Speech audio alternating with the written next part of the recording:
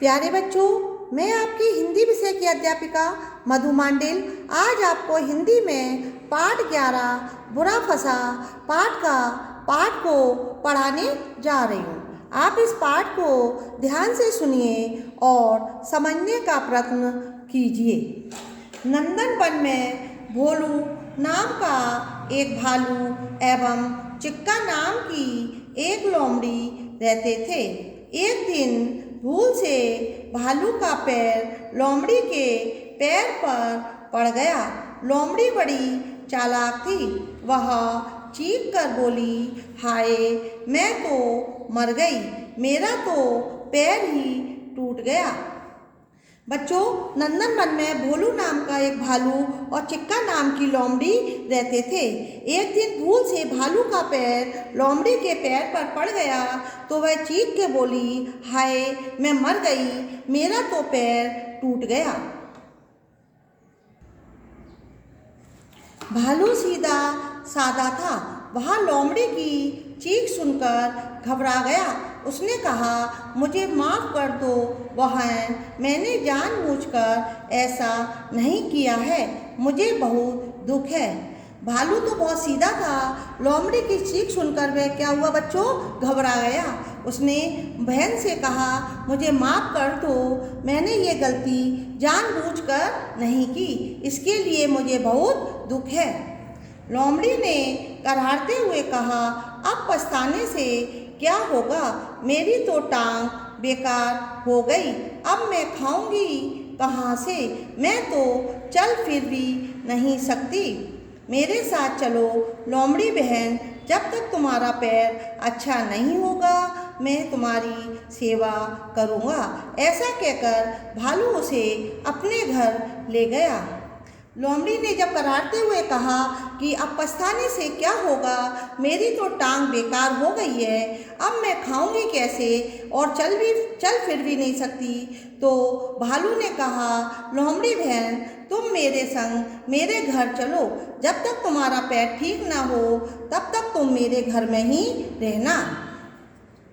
भालू दिन रात उसकी सेवा करता, उसके पैर पर पट्टी बांधता, उसे रोज ताज़ा फल खिलाता, पहले उसे खिलाता फिर खुद खाता, उसे सुलाकर सोता, दिन निकलते ही उससे पूछता, अब तुम्हारी चोट कैसी है, सुलाकर सोता, ठीक है, ठीक हो रही है या नहीं, लोमड़ी उत्तर देती है, कल तो दर्द कुछ कम था परंतु आज फिर बढ़ गया है, लगता है चोट ज़्यादा लगी है।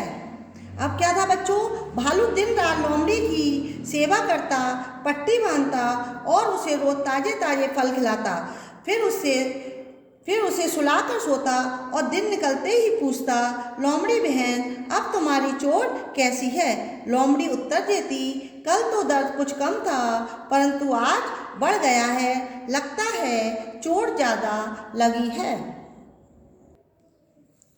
भालू जंगल में जाता तो लोमड़ी खूब उछल कूद करती।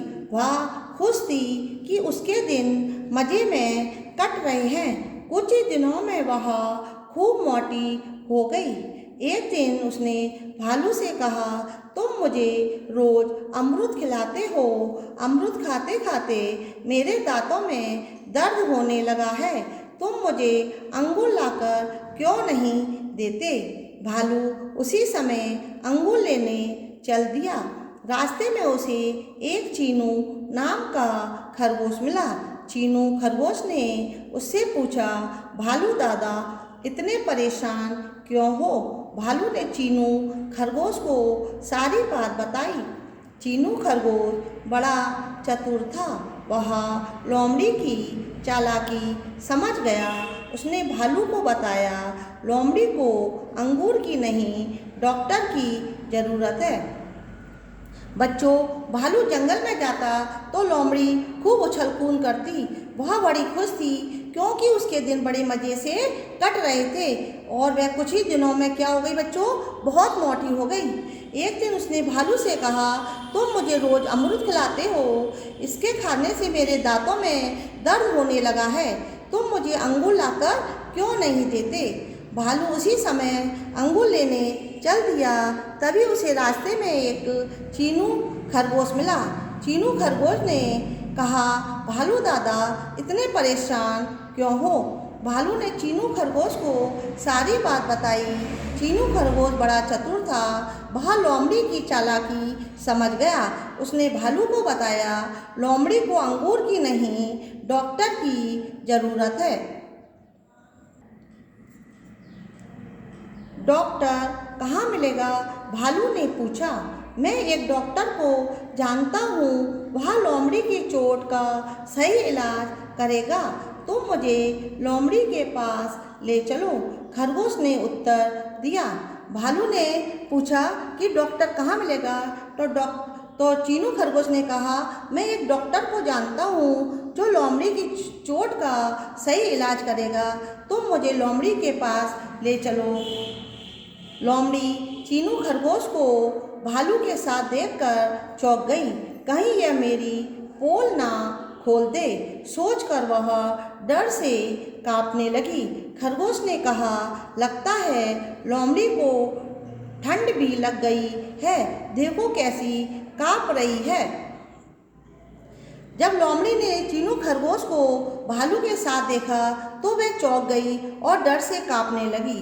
तो चीनू खरगोश ने कहा कि लोमड़ी को तो ठंड भी लग रही है, इसे कालू कुत्ते के पास ले जाऊंगा। मैं अभी इसे कालू कुत्ते के पास ले जाऊंगा, वही इसका सही इलाज करेगा। कालू कुत्ते का नाम सुनते ही चिक्का लोमड़ी जोर से उछली और छलांग मारती हुई भाग गई। भालू ने चीनू खरगोश को धन्यवाद दिया कि चालाक लोमड़ी से मेरा पीछा छुड़ा दिया। जब लोमड़ी ने कालू कुत्ते का नाम सुना तो वह छलांग मारकर भाग गई और चीनू खरगोश को भालू ने धन्यवाद कहा कि तुमने मेरा चालाक लोमड़ी से पीछा छुड़ा दिया। बच्चों, हमने इस कहानी से ये जाना, अगर हम किसी के साथ छल या धोखा करते हैं तो उसका अंत बहुत हानिकारक होता है। बच्चों, इससे संबंधित अभ्यास कार्य भेजा जा चुका है, उसे आप अपनी अभ्यास पुस्तिका में लिखिए। घर पर रहिए, सुरक्षित रहिए। धन्यवाद।